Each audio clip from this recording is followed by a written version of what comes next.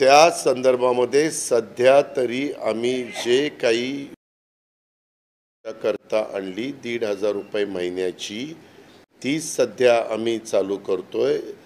शेवटी आर्थिक परिस्थिती बघून सगळ्या गोष्टी करता येतात, निर्णय घेता येतात। आत्ताच्या घडीला तरी आम्ही ते 1,500 रुपये कुठल्याही परिस्थितीत बंद न करता ज्या खरोखरीच त्या बसणाऱ्या आमच्या लाडक्या बहिणी आहेत त्यांना देण्याचं आमचं काम चालू आहे। तशा पद्धतीने आम्ही देतोय। काय भेटेल का? पिंक रिक्षा हा भेटेल ना। नाही, पहिल्या टप्प्यामध्ये अकोला नाही आलं का? त्याच्यात अमरावती मला वाटतं मोठी, ऐका ना, मोठी शहरं घेतलेली आहेत जी त्याचं पॉप्युलेशन खूप मोठ्या प्रमाणावर आहे। कारण त्या रिक्षा देत असताना इतर पण बांधवांच्या ऑटो रिक्षा चालवणाऱ्यांच्या व्यवसायावर कुठलीही अडचण येऊ नये।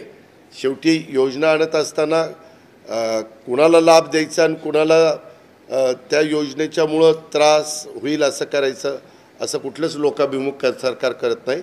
त्याच्यामुळं आत्ता घेतलेल्या वेगवेगळ्या शहरांचा अनुभव लक्षामध्ये घेता पुढं आम्ही तो योजना कशी वाढवायची ते ठरवू। कारण त्याच्यामध्ये घेणारा भाव वाढू नाही तर कमी घेतच असतो।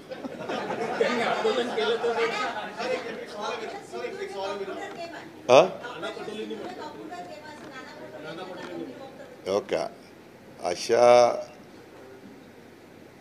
ज्याला अर्थहीन वक्तव्याला काही तुम्ही एक बघितलेलं आहे, तुम्ही सगळे भारतातले भारतीय नागरिक आहात। आपल्या सैन्य दलांनी, तिन्ही सैन्य दलांनी कसं, नेव्ही असेल, एअरफोर्स असेल, आपलं हे मिलिटरी असेल, ह्यांनी सगळ्यांनी कसं काम केलं हे आपण पाहिलेलं आहे। आणि त्याच्यातून आपण सगळ्यांनी नेहमीच तुमच्या माझ्या भारताच्या सीमारेषेवर असे कधी प्रश्न निर्माण जेव्हा झाले देशाला स्वातंत्र्य मिळाल्यानंतर, तेव्हा सगळे देशातले नागरिक हे मजबूतीनं भारताच्या पाठीशी उभे राहिलेले, देशाच्या जे कोणी नेतृत्व करत असेल त्यांच्या पाठीशी उभं राहिलेला इतिहास आहे आणि आत्ताही तशाच पद्धतीनं घडलेलं आहे।